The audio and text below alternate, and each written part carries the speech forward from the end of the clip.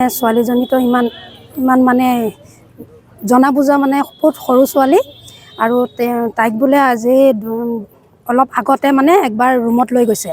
ৰুমত নি গোটেই কাপোৰ খোলাইছে। কাপোৰ খোলাই তাৰ নেক্সট এতিয়া দুদিনমানৰ আগতে তাৰিখটো ভালকৈ নাজানো মই, তাইও ক'বও জনা নাই। দুদিনমানৰ আগতে ৰুমত নি গোটেই কাপোৰ খোলাইছে আৰু দেহত টাচ কৰিছে মানে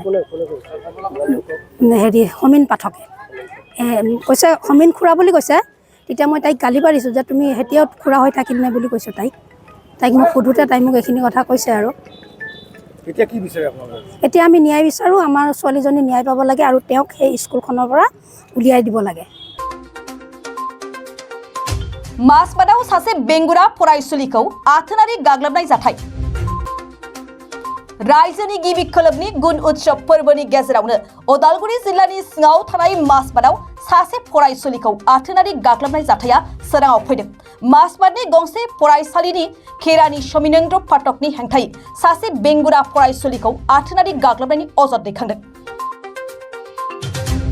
बे जाथायखौ लानानै ओनसोलनि माखासे रायजो राजाफोरजों लोगोसे भुगिनांनाय नखरनि सुबुंफ्रा मासबाद पुलिस थानायाव नुजाथि हैनानै दायनिगिरि खेरानि समिनेन्द्र फाटकनि हेंथायै गांसे एजाहार गथायहैयो।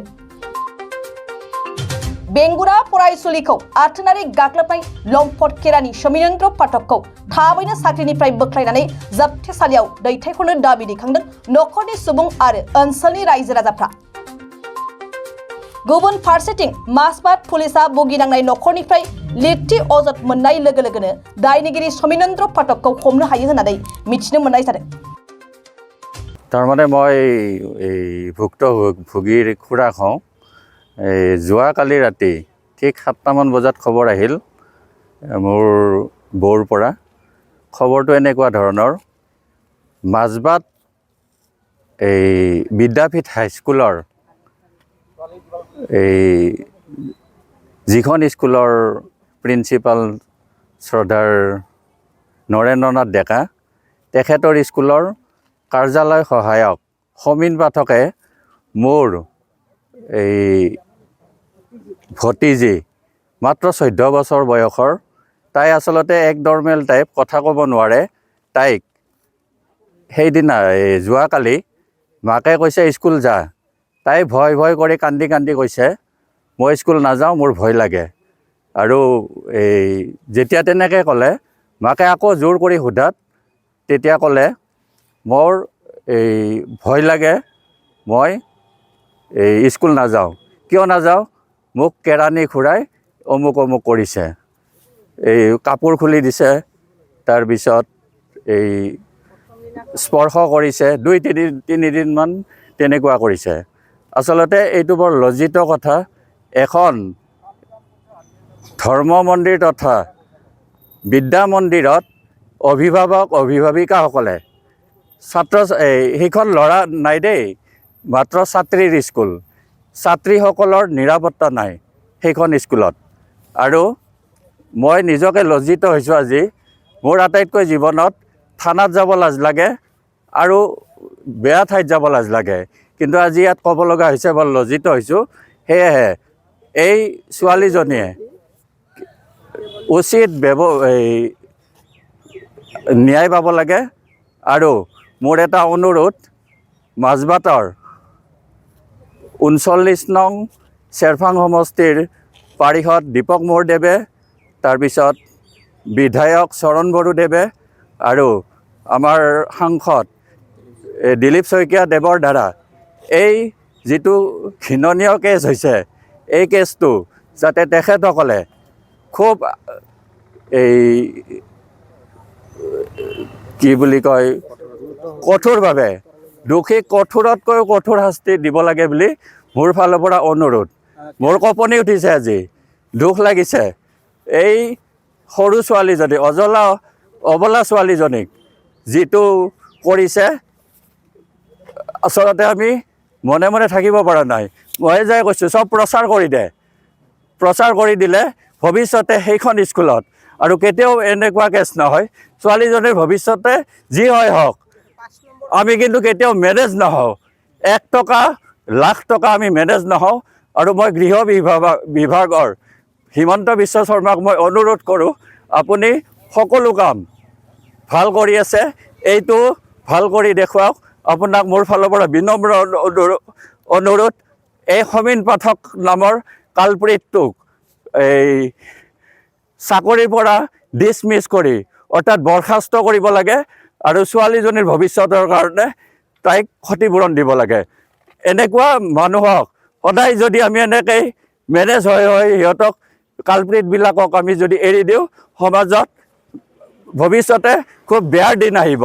মই এজন শিক্ষক, বহুত লাজ পাইছোঁ।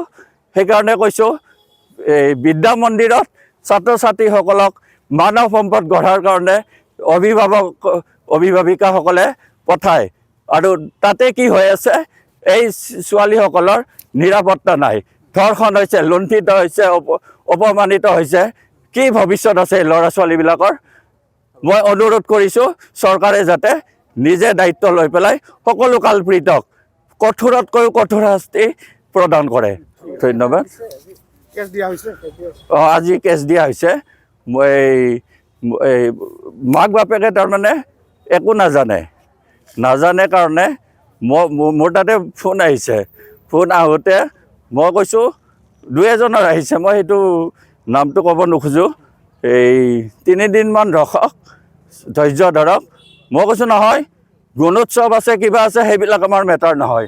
আমি এইটো মিডিয়াৰ দ্বাৰা হ'লেও, কোনোবাই মেনেজৰ কাৰণে আগবাঢ়ি আহিলেও আমি কেতিয়াও নামানো। এই ছোৱালীজনীয়ে উচিত ন্যায় পাব লাগিব, আৰু উচিত এই কালপ্ৰিটজনে এই কঠোৰতকৈ কঠোৰতম শাস্তি পাব লাগিব। হয়, কথাটো শুনি আমিও যথেষ্ট দুখ পাইছোঁ। চৰকাৰখনে যথেষ্ট এই ক্ষেত্ৰত মানে নাৰী সুৰক্ষাৰ ক্ষেত্ৰত যথেষ্টখিনি কাম কৰি আছে, কিন্তু আমাৰ সমাজত এতিয়াও এনেকুৱা কিছুমান মানে কি বুলি ক'ম, কালপ্ৰিট আছে যি এই ধৰণৰ কামবোৰ কৰি আছে। আৰু আমি গম পালোঁ যে এজনী একেবাৰে নাবালিকা ছোৱালী, ক'ব গ'লে তেওঁ আচলতে অলপ এবনৰ্মেল টাইপৰো ছোৱালী।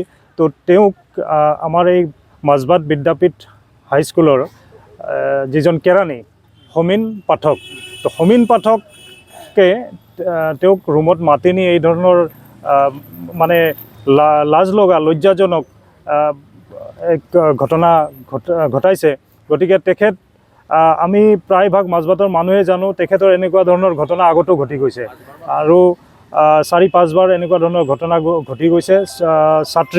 ছাত্ৰীৰ লগতে বিশেষকৈ কৰে, বা ছাত্ৰীখিনি এই ধৰণে কৰে। গতিকে এইবাৰ আমি অনুৰোধ জনাইছোঁ যাতে আজি যিহেতু পৰিয়ালৰ ফালৰ পৰা এখন এজাহাৰ দিয়া হৈছে, আৰু খুব সোনকালে তেখেতক আটক কৰি তেখেতক চাকৰিৰ পৰা বৰখাস্ত কৰক, আৰু এই ধৰণৰ কাম যাতে ভৱিষ্যতে সমাজত নহয়, কোনো বিদ্যালয়ত নহয়, বিদ্যালয়লৈকে ছাত্ৰ ছাত্ৰী বা ছাত্ৰীবিলাক নিৰাপদে গৈ শিক্ষা গ্ৰহণ কৰিব পাৰে। গতিকে তাৰ বাবে আমি অনুৰোধ জনাইছোঁ।